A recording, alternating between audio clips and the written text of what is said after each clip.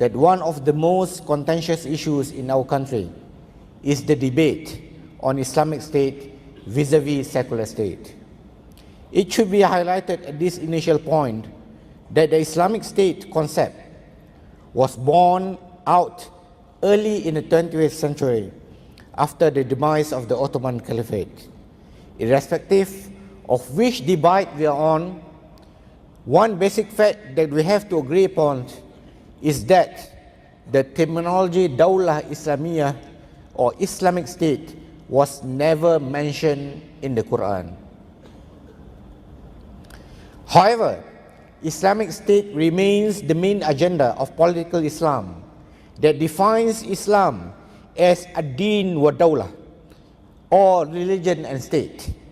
It could be argued that since there is no single predominant interpretation of what an Islamic state is, a vicious contestation still exists among the Islamists about the concept of Islamic State. It is also worth noting from historical evidence that Muslims have been fighting against each other for centuries over political power.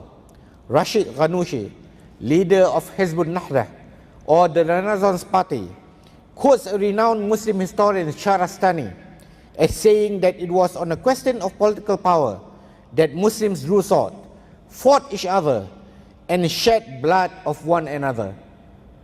And because of this, Ghanouchi distinguishes what he calls as ad-dini, the religious, sacred, or absolute, to that of as-siyasi, the political, profane, or relative. The main problem Muslims especially are facing in this realm is in this realm of as-siyasi, or the political. Many Muslims, including some conservative political activists from the Islamic Party especially in the ulama and youth wings, are insistent on the idea of replicating the Medinan city-state model of the 7th century. The Quran is considered as a constitution that spells out everything that is needed to form a truly Islamic government. Obviously, this understanding is anything but a fallacy. The Quran only lays the basic foundation that guides mankind. As the erudite Muhammad Asad said, every generation faces different circumstances, and thus many laws and ways for society cannot be fixed for all time. This is also why the Quran fixes timeless laws, ethics, and restrictions that are universal in its appreciation. The companions of the Prophet were not left with a set of rules of how to settle disputes or lead their worldly lives.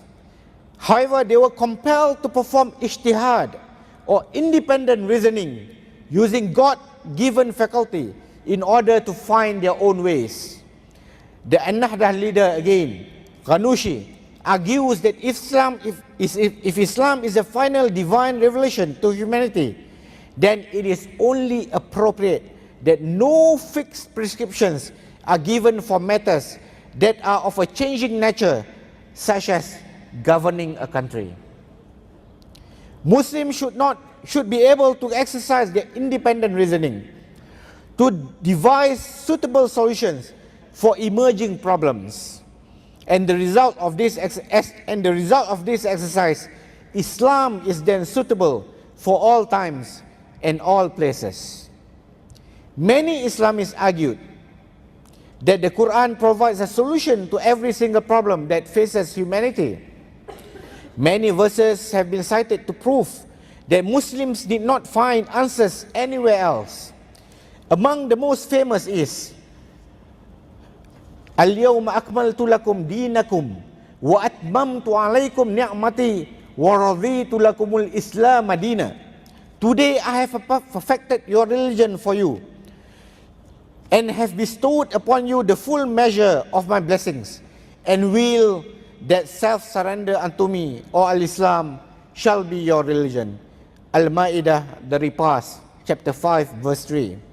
And another verse is, no single thing that have we neglected in our decree, Surah Al-An'am, Cattle, chapter 6, verse 36. In interpreting these verses, Ghanouchi asserted that many misunderstood them to mean that the Holy Quran has a solution to every problem, whether major or minor. However, what these verses really meant is that while some answers are already there, which is considered absolute, belong to the realm of ad-dini, only guidelines and foundations are provided in the case of as-siyasi, so that Muslims may search for the detailed answers in accordance with the requirements of their respective time and place.